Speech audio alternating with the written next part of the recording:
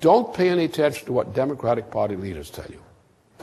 Don't pay any attention to these other factors. Don't pay any attention to the press. As I've told you, and it's a fact, this system is coming down. It has been coming down since July, August of 2007. We're now at a breakdown phase, which you cannot predict the exact date of breakdown, but you know we're in a breakdown phase. We're at a point where there's no way up, and it's already sliding down. And one little mistake by the Obama administration or something like that would be sufficient to blow the system out. It would have that little trigger event.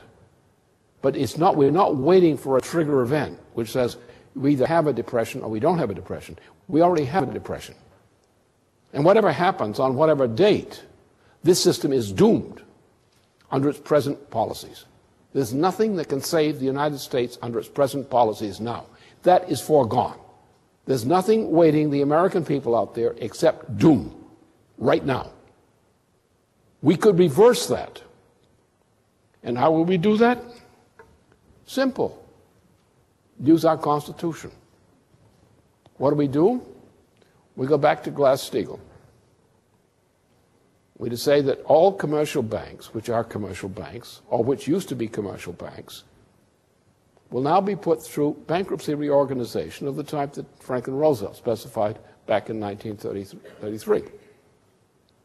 That would mean that we would look at all the accounts in these banks, and those that conform to a Glass-Steagall standard will be protected under bankruptcy protection by the U.S. government. Those parts which do not conform to a Glass-Steagall standard are gone. Look, no more money. It's gone.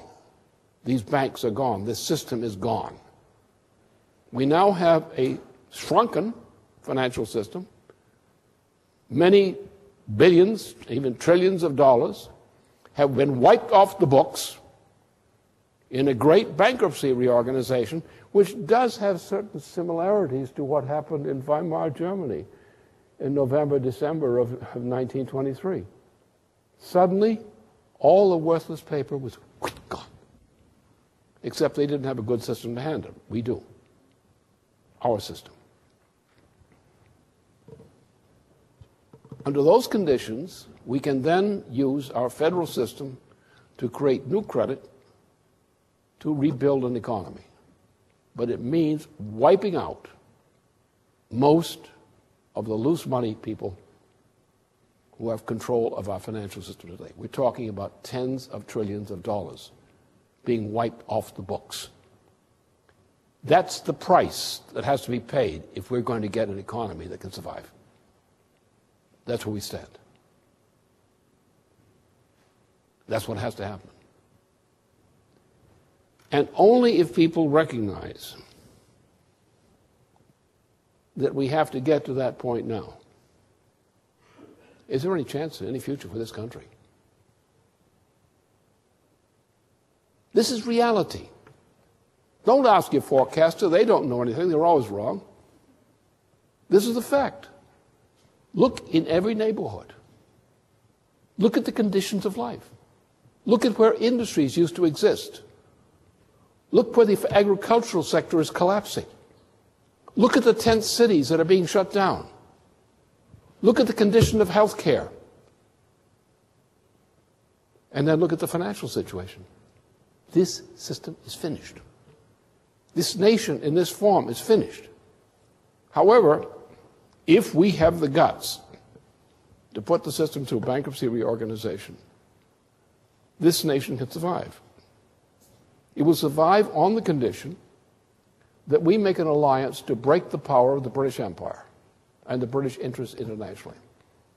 That means making a partnership with Russia, China, India, and other countries to eliminate the present world monetary system. Eliminate the present monetary system and go to a credit system, which is the system adopted by the United States before our Constitution was actually formed, under Alexander Hamilton, in dealing with the war debt of the United States in the early 1920s early 1780s, and then became an integral part in the foundation of our federal Constitution at a later point.